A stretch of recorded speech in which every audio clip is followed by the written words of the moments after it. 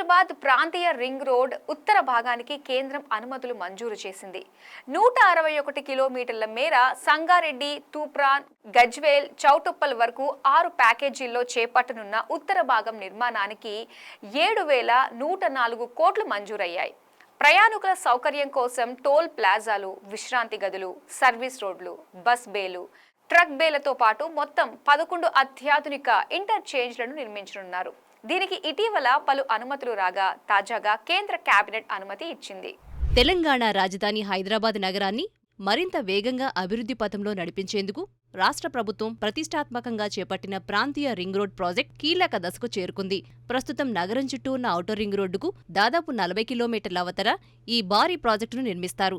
ఈ రహదారి అందుబాటులోకి వస్తే తెలంగాణ రాష్ట్రంలోని ఉత్తర, దక్షిణ భాగాలు అభివృద్ధి పథంలో దూసుకుపోతాయని నిపుణులు భావిస్తున్నారు. ఈ ప్రాజెక్టును ఉత్తర, దక్షిణ భాగాలుగా విభజించి నిర్మిస్తుండగా ఇప్పటికే ఉత్తర భాగానికి కేంద్ర ప్రభుత్వం జాతీయ రహదారి హోదాను మంజూరు చేసింది. ఇటీవల RRR ఉత్తర భాగం నిర్మాణానికి సంబంధించిన అటవీశాఖ అనుమతులను కేంద్ర అటవీ, పర్యావరణ మంత్రిత్వ శాఖ మంజూరు చేసింది. అటవీ సంరక్షణ చట్టం ప్రకారం రీజనల్ ఎంపవర్డ్ కమిటీ ఈ అనుమతులను జారీ చేసింది. దీనికి కొనసాగింపుగా తాజాగా కేంద్ర కేబినెట్ కూడా RRR ఉత్తర భాగానికి పూర్తిస్థాయి అనుమతులు మంజూరు చేస్తున్నట్లు కేంద్ర హోంశాఖ పంపిన మినిట్స్లో వెల్లడించారు. ఈ ప్రక్రియ అతి త్వరలోనే ప్రారంభం కానుందని వెల్లడించాయి.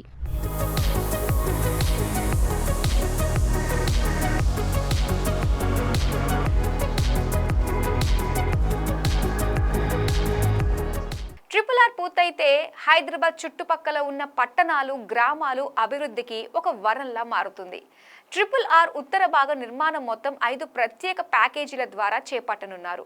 ప్రతిష్టాత్మక భారత్మాల పరియోజన కార్యక్రమంలో భాగంగా national highways authority of India ఈ కీలకమైన రహదారిని నిర్మించనుంది. సంగారెడ్డి, మెదక్, సిద్దిపేట్, యాదాద్రి, భువనగిరి జిల్లాల మీదుగా వెళ్లే ఈ రహదారి డిజైన్ను రోడ్లు, భవనాల శాఖలోని నేషనల్ హైవేస్ డివిజన్ అందించిన నివేదికలు, సిఫార్సుల ఆధారంగా రూపొందించారు.